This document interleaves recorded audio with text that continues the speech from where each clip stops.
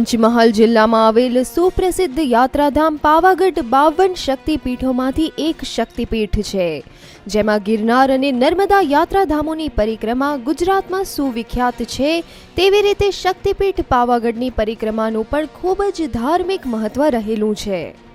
માગસર વદ અમાસના રોજ 3500થી વધુ સંખ્યામાં પરિક્રમાર્થીઓ જોડાયા છે. ગુજરાતના ખૂણે ખૂણેથી આ યાત્રામાં લોકો ઉત્સાહભેર ઓનલાઈન રજિસ્ટ્રેશનના માધ્યમ દ્વારા જ્યારે જોડાઈ રહ્યા છે, ત્યારે આ સેવા સમિતિ તેમના રહેવાનો પ્રબંધન, ભોજન અને સૌજન્ય દ્વારા આ કરવા જઈ રહી છે. પંચમહાલ જિલ્લા વહીવટી તંત્ર દ્વારા છેલ્લા 2 વર્ષથી શક્તિપીઠ પાવાગઢને વિશ્વ ફલક પર મૂકવા માટે પંચ મહોત્સવનું આયોજન કરાય છે.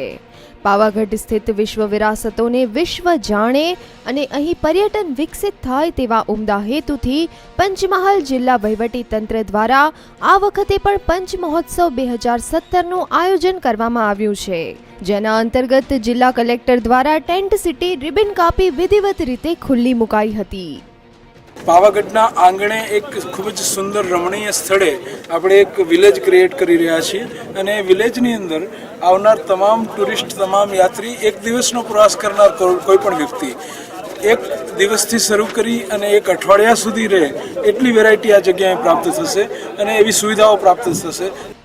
પંચ મહોત્સવ 2017ના આયોજનમાં શરૂઆતના 5 દિવસ સૌથી મોટા આકર્ષણના કેન્દ્ર સ્થાને રહેનારા કાર્યક્રમોનું આયોજન થયેલ છે, જેમાં ગુજરાત તેમજ બોલિવૂડના ખ્યાતનામ કલાકારો પરફોર્મન્સ આપવાના છે.